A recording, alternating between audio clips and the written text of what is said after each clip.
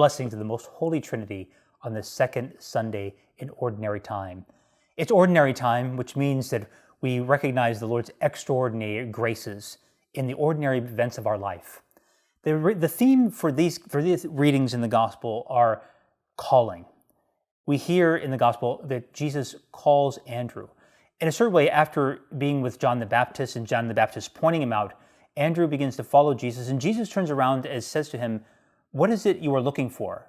And then he says, "Come and see." Well, whatever Andrew saw and whatever he heard from Jesus must have been really profound and extraordinary. He remembers the exact precise time of day. It was 4 p.m. when he met Jesus. I think if any of us have ever had a very profound conversion experience, we can go back to that precise moment when Jesus called us. It's so powerful. And the readings also talk about really being familiar with God, familiar with Christ. I think that interesting, when we look at that first reading from the first book of Samuel, it's the call of Samuel. And Samuel is sleeping in the temple. You would think that sleeping in the temple, he would know the Lord.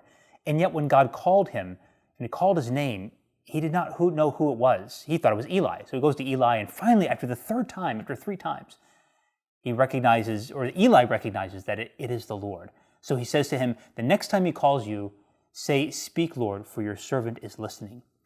And when Samuel says that to the Lord, it's interesting, we don't hear exactly what God says to him. But we have that sense that whatever God was speaking to him, it was something that gradually he grew to become more familiar and to understand in his life, such that no word would fall, no word would be unfruitful in his life. God willing that the same would be for us. So what are the kind of 2 things that we can learn from these readings? The first is that we would want to be familiar with the Lord. Familiarity, listening to his voice, asking him to help us and asking him to direct us. And that we grow in that word, that through that experience and through that encounter with the word, we really begin to hear the Lord's voice more clearly. I remember my old spiritual director saying, whatever experience in life I was going through, whether it was good or whether it was difficult, he would say, what is God's call? What is the call in this?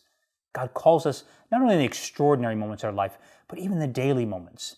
And we need to be able to be so familiar with the Lord that no word of his is without effect. May God help us in this endeavor, for he calls us to his glory. Amen.